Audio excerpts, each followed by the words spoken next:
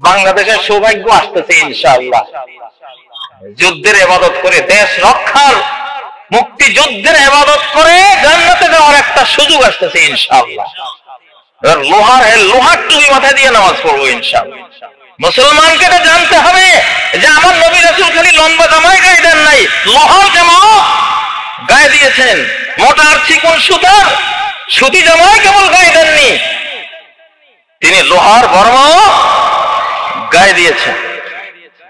আজকের মুসলমানের ঘরে খাট, পালং, আলমারি, ফ্রিজ, সোফা সেট এগুলি ভরা। নবীর ঘরে এগুলি কিচ্ছু ছিল না, এসব অপদার্থ জিনিস একটাও ছিল না।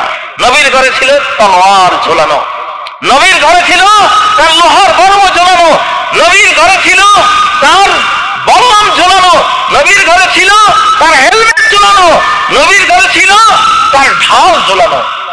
আছে আপনাদের ঘরে?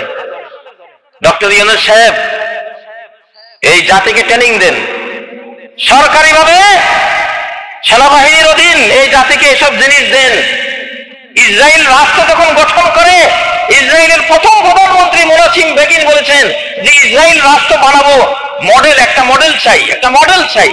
কি রকম হবে রাষ্ট্রটা? মডেল খুঁজতে খুঁজতে ইহুদি বলতেছে যে আমরা মডেল পেলাম মুহাম্মদের ঘরটা। আল্লাহু আকবার! মডেল পেলাম মুহাম্মদের ঘর, মুহাম্মদ সাল্লাল্লাহু আলাইহি ওয়াসাল্লামের ঘর ইসরায়েল রাষ্ট্রের মডেল। কয় যে এই ঘরে কিছুই নাই, সোফা সেট নাই, একটা খাট পালঙ্ক নাই, বাসন কুসনও নাই, কোন সোনার অলংকার নাই, কাপড় লটকিয়ে রাখার কোনো আলনা নাই, কোনো সাজগোজ নাই, কিন্তু যুদ্ধের অস্ত্র সব 100 সেই যুগের সকল যুদ্ধাস্ত্র নবীর ঘরে আছে। অতএব ইসরায়েল রাষ্ট্র আমরা বানাবো, আর কিছু থাকার না থাক, যত রকমের বড় বিমান, পারমাণবিক হাতিয়ার, মিসাইল, আয়রন ডোম যা লাগে সব থাকবে। তাহলে কিসের আমরা নবীর উম্মত হয়েছি? খালি কেবল লাউ খাওয়া সুন্নত আর মিষ্টি মিষ্টি হালুয়া খাওয়া সুন্নত, আর এই যে নরম নরম জামা কাপড় নিয়ে নামাজ পড়া সুন্নত, ওগুলি সুন্নত না, ওগুলি আরো বড় সুন্নত।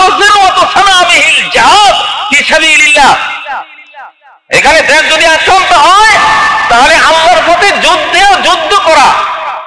দেশ রক্ষা হলো জিহাদ ফি সাবিলিল্লাহ, দেশ রক্ষা এটা জিহাদ ফি সাবিলিল্লাহ।